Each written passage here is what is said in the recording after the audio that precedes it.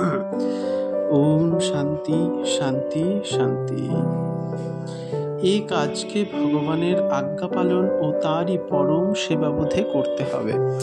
এরূপে নিষ্কামভাবে দেব পিতৃগণ মনুষ্য আদির সেবা পূজাকারীর অন্তঃকরণ শুদ্ধ হয় এবং তার ভগবানের কৃপা ও প্রসন্নতা লাভ হয়, যার ফলে তিনি মৃত্যুময় সংসার সাগর অতিক্রম করেন। বিনাশশীল দেবতাদির সকামভাবে উপাসনা করলে যে ফল প্রাপ্তি হয় তা হতে এই ফল সর্বথা ভিন্ন ও বিলক্ষণ। এরূপ আমরা সেই ধীর তত্ত্বজ্ঞানী মহাপুরুষগণের নিকট হতে শুনেছি। তারা আমাদের এ বিষয় পৃথক পৃথকভাবে ব্যাখ্যা করে ভালোভাবে বুঝিয়েছেন। যে মানুষ এটি বুঝতে পারেন যে পরব্রহ্ম পুরুষোত্তম নিত্য, অবিনাশী, সর্বব্যাপী, সর্বশক্তিমান, সর্বাধার, সর্বাধিপতি, সর্বাত্মা ও সর্বশ্রেষ্ঠ, সেই পরমেশ্বর নিত্য নির্গুণ এবং নিত্য সগুণ। আর এর সাথে যে মানুষ এও বুঝতে পারে যে দেবতা, পিতৃগণ, মনুষ্য প্রভৃতি যত যোনিসমূহ ও ভোগ সামগ্রী আছে সে সবই বিনাশশীল, ক্ষণভঙ্গুর এবং জন্ম মৃত্যুশীল বলে মহা দুঃখের কারণ। তথাপি এদের মধ্যে যে সত্তা, স্ফূর্তি ও শক্তি বিদ্যমান সে সবই ভগবানের, আর ভগবানের জগৎচক্রকে সুচারুরূপে পরিচালনা করতে ভগবানেরই প্রীতির জন্য এদের যথাযোগ্য সেবা পূজা করতে শাস্ত্র আদেশ করেছেন এবং এ শাস্ত্র ভগবানেরই বাণী। সেই মানুষ লৌকিক ও পারলৌকিক দেব পিতৃগণাদির লোক সমূহের ভোগে আসক্ত না হয়ে কামনা মমতাদি হৃদয় থেকে দূর করে তাদের যথাযোগ্য সেবা পূজাদি করে থাকেন। এর দ্বারা সে মানুষের জীবনযাত্রা সুখপূর্বক চলতে থাকে এবং তার আভ্যন্তরীণ বিকারসমূহ নষ্ট হয়ে যায়। তাতে অন্তঃকরণ শুদ্ধ হয় এবং ভগবৎ কৃপায় সে সহজেই মৃত্যুময় সংসার সাগর পার হয়ে যায়। বিনাশশীল দেবতাদির নিষ্কাম উপাসনার সঙ্গেই অবিনাশী পরাৎপর প্রভুর উপাসনায় সেই মানুষ শীঘ্রই অমৃতরূপ পরমেশ্বরকে প্রত্যক্ষ লাভ করে।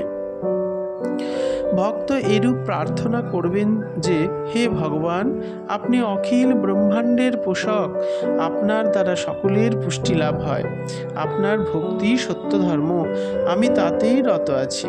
অতএব আমার পুষ্টি, আমার মনোরথের পূর্তি তো আপনি অবশ্যই করবেন। আপনার দিব্য শ্রীমুখ সচ্চিদানন্দ স্বরূপ প্রকাশময় সূর্যমণ্ডলের দেদীপ্যমানা জ্যোতির্ময়ী যবনিকায় আবৃত আছে। আমি আপনাকে নিরাবরণ প্রত্যক্ষ দর্শন করতে ইচ্ছুক। অতএব আপনার নিকট উপস্থিত হয়ে আপনাকে নিরাবরণ দর্শন করতে বাধাদানকারী যেসব আবরণ বা প্রতিবন্ধক আছে সে সমস্ত আপনি আমার জন্য অপসারিত করুন। আপনি আমার নিকটে আমার সচ্চিদানন্দ স্বরূপকে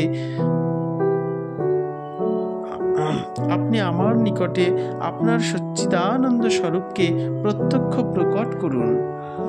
ভগবান, আপনি নিজের সহজ কৃপায় ভক্তগণের ভক্তি সাধনে দৃষ্টি প্রদান করে তাদের পোষণ করুন। আপনি জ্ঞানীগণের অগ্রগণ্য পরম জ্ঞানস্বরূপ এবং আপনি ভক্তগণকে নিজের স্বরূপের যথার্থ জ্ঞান প্রদানকারী। আপনি সকলের যথাযোগ্য নিয়ন্ত্রণ ও শাসনকারী।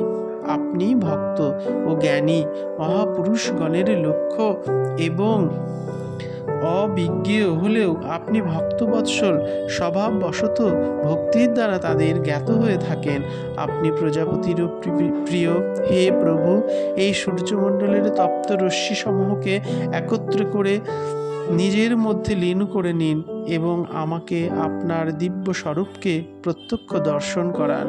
এখনই তো আমি আপনার কৃপায় আপনার সৌন্দর্য মাধুর্য নিধি দিব্য পরম কল্যাণময় সচ্চিদানন্দ স্বরূপকে ধ্যান দৃষ্টিতে দেখতে পাচ্ছি। এই সঙ্গে বুদ্ধির দ্বারা বুঝতে পারছি যে আপনি পরম পুরুষ, এই সূর্যের ও সমস্ত বিশ্বের আত্মা এবং আমারও আত্মা। অতএব আমিও সেই।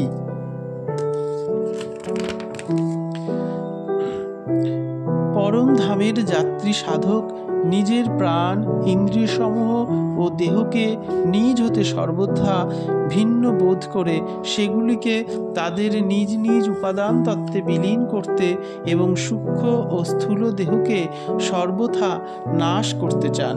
সেজন্য বলেছেন যে প্রাণাদি সমষ্টি বায়ু প্রভৃতিতে প্রবিষ্ট হোক এবং স্থূলদেহ অগ্নিতে পুড়ে ভস্ম হয়ে যাক। সাধক পুনরায় নিজের আরাধ্য দেব পরব্রহ্ম পুরুষোত্তম ভগবানের নিকটে প্রার্থনা করছেন, হে যজ্ঞময় বিষ্ণু সচ্চিদানন্দ বিজ্ঞান রূপ পরমেশ্বর, আপনি আপনার নিজ জন আমাকে এবং আমার কর্মসমূহকে স্মরণ করুন। আপনি নিজ দয়ালু স্বভাববশত আমাকে এবং আমার দ্বারা কৃত ভক্তিরূপ কর্মসমূহকে স্মরণ করবেন।